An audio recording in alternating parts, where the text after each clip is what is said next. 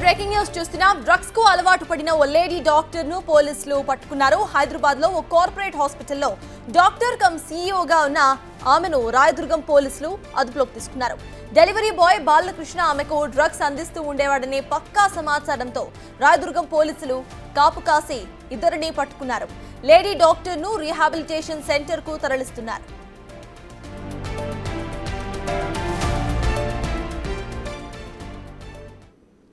నిన్న తేదీన ఒక నమ్రత అని చెప్పి ఒక మెడికల్ ప్రాక్టీషనర్ లేడీ, తనకు తెలిసినటువంటి వంశ్ అనే ఒక వ్యక్తి ముంబైలో కొంత డ్రగ్ ఆర్డర్ చేస్తుంది.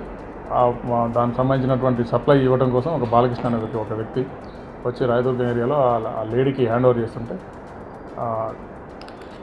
పోలీస్ వాళ్ళు ట్రాక్ చేసి పట్టుకొని వాళ్ళిద్దరి మీద కూడా కేసు రిజిస్టర్ చేసి వాళ్ళ దగ్గర నుండి ఒక 10,000 rupees cash, 53 grams cocaine, 2 cell ఫోన్లు రికవర్ చేసేసి వాళ్ళిద్దరి మీద కూడా కేసు చేసి రిమాండ్ చేయడం జరిగింది. ఫర్దర్ ఎంక్వైరీ నడుస్తున్నది. నిన్న తేదీన ఒక ఇదే విషయానికి సంబంధించిన పూర్తి updates my associate input editor Nagesh అందించడానికి సిద్ధంగా ఉన్నారు. నగేష్, ఒక డాక్టర్ తనకి డ్రగ్స్ వాడకూడదు అని మంచిగా తెలిసే ఉంటుంది. షీఈ్ ఎడ్యుకేటెడ్ ఎనఫ్, అయినా కూడా డ్రగ్స్కి బానిస అయింది. అసలు ఏంటి డ్రగ్స్కి బానిస అవ్వడానికి గల కారణాలు ఏంటి? దానికి సంబంధించిన అప్డేట్స్ ఏంటి? అంటే వ్యక్తిగత విషయాలు, కుటుంబానికి సంబంధించిన వైరుధ్యాలే కారణమై ఉండొచ్చు. కానీ ప్రస్తుతానికైతే చిగురుపాటి నమ్రత ప్రముఖ హాస్పిటల్ సీఈఓగా కూడా పనిచేస్తున్నారు. వాళ్ళ తండ్రి చిగురుపాటి వంశీ ఉమ్మేగ్ హాస్పిటల్ చైర్మన్ కూడా. అంటే ప్రముఖ వ్యాపార కుటుంబం నుంచి కూడా ఆమె ఎదిగింది. ఆంకాలజిస్ట్గా కూడా ఆమె డాక్టర్గా ఉంది. మరి అందులో క్యాన్సర్ని ట్రీట్మెంట్ చేసే డాక్టర్గా ఉన్న చిగురుపాటి నమ్రత ప్రస్తుతం డ్రగ్స్తో పట్టుబడడం అనేది కూడా డాక్టర్లకు సంబంధించిన, అంటే ఫ్యామిలీస్లో కావచ్చు, డాక్టర్లకు సంబంధించిన జనరల్ వ్యవహారంలో కావచ్చు ఒక కలకలం రేపుతుందని చెప్పచ్చు. ఎందుకంటే గతంలో డ్రగ్స్తో పట్టుబడిన డాక్టర్లు చాలా వరకు ఎవరు లేరు. ఎందుకంటే మద్యం తాగుతూ రకరకాల ఇష్యూస్లో కూడా కొంతమంది డాక్టర్లు పేర్లు బయటకు వచ్చాయి. కానీ ఏకంగా 53 గ్రాముల డ్రగ్స్తో పట్టుబడడం అనేది కూడా సంచలనమైన విషయం. ఎందుకంటే 53 గ్రాములు అంటే ఆషామాషి వ్యవహారం కాదు. ఏ 1 గ్రామో 2 గ్రాములకో పట్టుబడితేనే చాలా పెద్ద విషయంగా కూడా మీడియా ఎక్స్పోజ్ చేస్తుంటుంది. అందులో ప్రముఖ ఆంకాలజిస్టు డాక్టర్గా ఒక ప్రముఖ హాస్పిటల్కి సీఈఓ ఉన్న చిగురుపాటి నమ్రత తను ముంబై నుంచి 4 ఏళ్ళుగా కూడా పెద్ద ఎత్తున డ్రగ్స్ని హైదరాబాదు తెప్పించుకుంటూ రకరకాలుగా ఆమె సేవిస్తూ ఉన్నదంటే చాలా ఆశ్చర్యకరమైన విషయమే. అంటే ఈ సంచలనమైన విషయంగా కూడా ఖచ్చితంగా చెప్పచ్చు. పోలీసులు కూడా మొదట పట్టుబడిన తర్వాత అంటే టీనాబ్ అధికారులు ఈ ఆపరేషన్ని చాలా పకడ్బందీగా నిర్వహించారు. రకరకాల అంటే వ్యక్తుల సంభాషణలు అవన్నీ కూడా వాళ్ళు ఫోన్ కాల్ లిస్టులు రకరకాల అంశాలని పరిగణలోకి తీసుకున్న తర్వాతనే బాలకృష్ణ అనే వ్యక్తి తాను డ్రగ్స్ని వాట్సాప్ కాల్ ద్వారా బాలకృష్ణతో మాట్లాడిన కన్వర్జేషన్ కావచ్చు, తాను కాంటాక్ట్లో ఉన్న విషయాన్ని కూడా పోలీసులు టీనాబ్ అధికారులు గుర్తించారు. అందులో లేడీ పోలీస్ అధికారులనే నియమించి ఆపరేషన్ను కూడా పకడ్బందీగా నిర్వహించిన పరిస్థితి. సో ఈ వ్యవహారం డ్రగ్స్ బాలకృష్ణ తీసుకెళ్లి అపార్ట్మెంట్లో అందిస్తున్న క్రమంలోనే అక్కడే మాటు వేస్తున్న టీనాబ్ అధికారులు రెడ్ హ్యాండెడ్గానే ఇద్దరిని పట్టుకున్నారు. కానీ తను తెల్లబోయింది. అంటే అధికారులు పోలీసులు కానీ తను పట్టుకుంటారనే విషయాన్ని గుర్తించలేదు. అంటే తాను ఐఫై ఫ్యామిలీకి చెందిందని కూడా భావించి ఉండొచ్చు. సో ప్రస్తుతం మనతో జనరల్ ఫిజిషియన్ డాక్టర్ ప్రభు గారు ఉన్నారు. నమస్తే అండి ప్రభు గారు. నమస్కారం.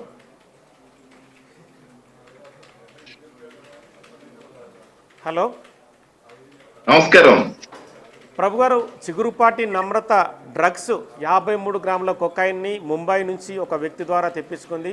రెడ్ హ్యాండెడ్గానే టీనాబ్ అధికారులకు పట్టుబడింది. ఎలా చూస్తారు? ఒక డాక్టర్గా ఆమె ప్రముఖ హాస్పిటల్లో సీఈఓగా ఉంది. ఆంకాలజిస్ట్గా కూడా క్యాన్సర్ పేషెంట్లకు చికిత్స చేసే వైద్యురాలిగా కూడా పేరు పొందింది. ఫస్ట్ థింగ్ అండి, ఆవిడ ఎడ్యుకేషన్ క్వాలిఫికేషన్స్ ఫస్ట్ తెలుసుకోవాలి. ఎందుకంటే మీరు క్యాన్సర్ అంటున్నారు, ఇవన్నీ అంటున్నారు. ఆంకాలజిస్ట్ ఆమె, అంటే ఒమేగా హాస్పిటల్ సీఈఓగా ప్రస్తుతం ఆమె విధులు నిర్వహిస్తుంది. నేను చెప్పేది రండి ఒక మాట. మీరు ఫస్ట్ ఆవిడ ఏ క్వాలిఫికేషన్ ఉంది, డాక్టర్ గారా కాదా, ఎంబీబీఎస్ ఎండియా లేదా వేరే డిపార్ట్మెంట్ డాక్టర్ అనే విషయం కూడా మనం ఫస్ట్ తెలుసుకోవాలి.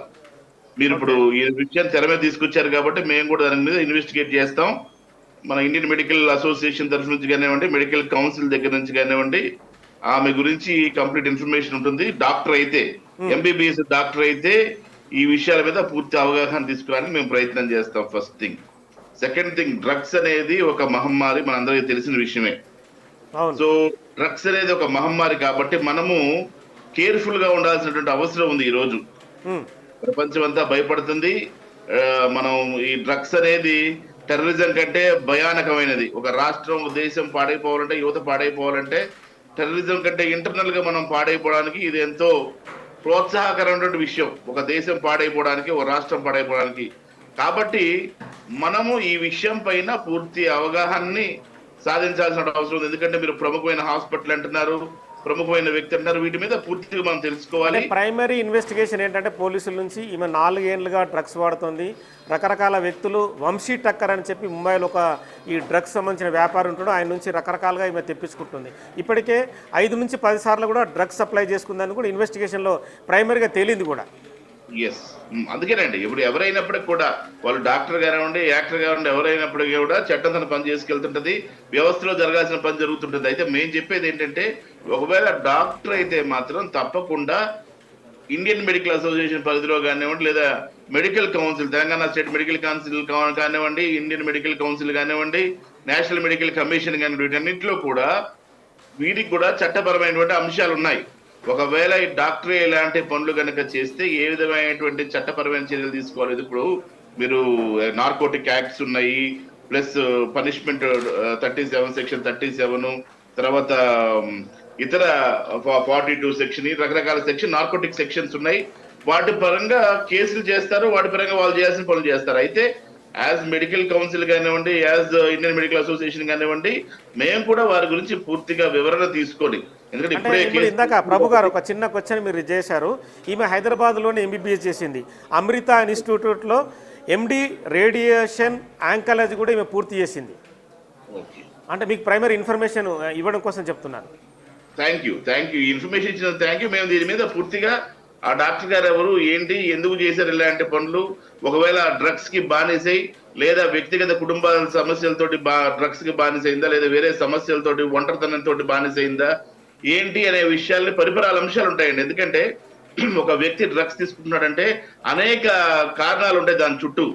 సో మనం ఆ డ్రగ్స్ అనేటువంటి బూచి నుంచి వాళ్ళని తప్పించాల్సిన బాధ్యత సొసైటీ వ్యవస్థలో మన మీద బాధ్యత ఉంది. ఒక వైద్యులుగా మా పైన ఆ బాధ్యత ఉంది. అయితే మేమేం చేస్తామంటే, పూర్తిగా దీని గురించి మీరు ఇప్పుడు ఇన్ఫర్మేషన్ ఇచ్చారు కాబట్టి మెడికల్ కౌన్సిల్ కానివ్వండి, లేదు ఇండియన్ మెడికల్ అసోసియేషన్ పరిధిలో ఎటువంటి అంశాలు వస్తాయో, ఇప్పుడు కోర్టు మీరు ఆల్రెడీ చెప్తున్నారు, పోలీసులు ఇన్వెస్టిగేట్ చేస్తారు, దీని మీద అనేకమైనటువంటి చట్టాలు కూడా వాళ్ళు రూపొందించుంటారు ఆల్రెడీ. అవును, ఎందుకంటే గవర్నమెంట్ కూడా చాలా అంటే కఠినమైన చట్టాలు రూపొందించింది. అంటే డ్రగ్స్ అమ్మినా, కొన్నా, వాడినా, వాటి గురించి ఏమన్నా సెర్చ్ చేసినా కూడా ఖచ్చితంగా కఠినమైన శిక్షల్ని ఈ మధ్యకాలంలో కాంగ్రెస్ గవర్నమెంట్ మీకు తెలిసే ఉంటుంది. రకరకాల మా స్పీచ్లలో కూడా డైరెక్ట్ ముఖ్యమంత్రి డైరెక్ట్గానే చెప్తున్నాడు, డ్రగ్స్ మహమ్మారి అనేది తెలంగాణలో కనిపించకూడదు అనేది చెప్తున్నారు. అవునండి, ఇండియన్ మెడికల్ అసోసియేషన్ కూడా ఇదే ఆస్పెక్ట్ ని అనేక సార్లు మేము కూడా ప్రజల్లోకి తీసుకెళ్తా ఉన్నాం. అనేక సందర్భాల్లో ప్రజల్లోకి తీసుకెళ్లి డ్రగ్స్ మహమ్మారిని మీరు కూడా విస్తృత ప్రచారం చేస్తున్నారు, చేశాం ఈ విషయాల మీద. కాబట్టి ఒకవేళ డాక్టర్స్ ఈ విధంగా చేశారు అని మీరు ఇప్పుడు డాక్టర్ అన్నారు, ఇప్పుడు మీరు ప్రైమరీ ఇన్వెస్టిగేషన్ లో ఎండి రేడియేషన్ అని చెప్తున్నారు. సో ఇవన్నిటి మీద మేము పూర్తి విచారణ చేసి, వాళ్ళు నిజంగా జరిగితే ఏ విధమైన ప్రభుత్వం ఎటువంటి చర్యలు తీసుకుంటుంది, చట్టం ఎటువంటి చర్యలు తీసుకుంటుంది, మాకు ఉన్నటువంటి వెసులుబాటులో మాకున్న ఇండియన్ మెడికల్ అసోసియేషన్ కానివ్వండి, లేదా తెలంగాణ స్టేట్ మెడికల్ కౌన్సిల్ కానివ్వండి, వీళ్ళందరూ కలిసి కూర్చొని ఏ రకమైనటువంటి ఈ ఫైల్ అంతా చూసిన తర్వాత డాక్టర్ గారి పరిస్థితి, మానసిక పరిస్థితి ఏ విధంగా ఉంది, మానసిక పరిస్థితి బాగుందా బాగాలేదా, అనేక పరిగణించుకొని ఎటువంటి చర్యలు తీసుకోవాలో, వారికి మీద ఎటువంటి చర్యలు తీసుకోవాలో మేము తీసుకోవడానికి ఉపక్రమిస్తాం. అంటే మామూలుగా చిన్న చిన్న క్వశ్చన్లు కొంతమంది రేజ్ చేశారు. అంటే మనం పోలీసులతో మాట్లాడినప్పుడు కూడా, అంటే ఒక డాక్టర్గా ఉండి మత్తు మందు తీసుకున్న తర్వాత ఆంకాలజీ ఎండీగా ఉన్న ఈమె ఆపరేషన్ ఎట్లా నిర్వహించింది, హాస్పిటల్కి ఎలా వెళ్ళింది, ఒక హాస్పిటల్కి సీఈఓగా ఉందనేది కొన్ని క్వశ్చన్లు రేజ్ చేశారు. సో ఇవన్నిటికి మామూలుగా అంటే మీరు చెప్పదలుచుకుంది ఏంటి యాజ్ ఏ మీరు ఒక డాక్టర్గా?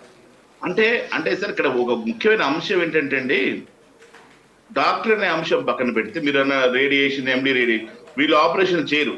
ఎండి రేడియేషన్ చికిత్స కూడా అంటే వాళ్ళకు క్యాన్సర్ పేషెంట్లకు రకరకాలుగా మీరు చికిత్స అందజేస్తుంటారు కదా. అవును. అయితే వీళ్ళు సైకియాట్రిక్ లెవెల్స్, నేను అదే చెప్తాను మీకు, ఒక పర్సన్ యొక్క సైకియాట్రిక్ లెవెల్స్ ఏ విధంగా ఉన్నాయి, ఈ విధంగా మారడానికి గల కారణాలు ఏంటి, ఏ విధంగా జరిగింది, ఇలాంటి అనేకమైనటువంటి అంశాలు మేము పరిగణలోకి తీసుకుంటాం. ఎప్పుడైతే ఈ అంశాన్ని పరిగణలోకి తీసుకుంటామో పరిగణలోకి తీసుకున్న దాన్ని బట్టి చర్యలు తీసుకోవడానికి అవకాశం ఉంటుంది. సరే, ఎవరు చేసినా కూడా అది డాక్టర్ కానివ్వండి, లేదు కామన్ మ్యాన్ కానివ్వండి, ఎవరు చేసినా కూడా చట్టం దాన్ని పని చేసుకెళ్ళడం అయితే తెలిసిన విషయమే. మనకి చట్టం ఏ విధంగా చర్యలు తీసుకోవాలో అటువంటి చర్యలు చట్టం తీసుకుంటుంది. డాక్టర్ కాబట్టి మళ్ళీ ఇండియన్ మెడికల్ అసోసియేషన్ ఆధ్వర్యంలో కానీ మెడికల్ కౌన్సిల్లో కానీ ఎటువంటి చట్టాలు ఉన్నాయి వారి మీద చర్యలు తీసుకోవడానికి. అవన్నీ కనుక గిల్ట్ ప్రూవ్ అయితే ఎటువంటి చర్యలు తీసుకోవాలో ఆ చర్యలన్నీ కూడా మెడికల్ కౌన్సిల్ కానీ ఇండియన్ మెడికల్ అసోసియేషన్ కానీ తీసుకుంటుంది. అంటే జనరల్గా వైద్య వృత్తి అంటే వైద్యుడు నారాయణ అని చెప్పి జనరల్గా చెప్తుంటారు. అంటే వైద్యుడే దేవుడు అనేది కూడా రకరకాలుగా వస్తుంటుంది. కానీ వైద్య వృత్తిలో ఇలాంటి అంటే గతంలో రాకపోయి ఉండొచ్చు, డ్రగ్స్ తీసుకున్న డాక్టర్లు పట్టుపోయి, అంటే నేను కూడా రెగ్యులర్గా చూస్తున్నా ఒక 20 ఏళ్ళుగా, కానీ ఎవరు పట్టుబడిన అంశాలు లేవు. అంటే మద్యం తాగుతూ డాక్టర్లు కనిపించారనేది రకరకాల అంశాలు ఉన్నాయి. కానీ ఇలా డ్రగ్స్ తీసుకుంటూ పట్టుబడ్డ మొదటి మహిళగా అంటే మొదటి డాక్టర్గా ఈమె ఉండి ఉండొచ్చు అనుకుంటున్నాను నేను.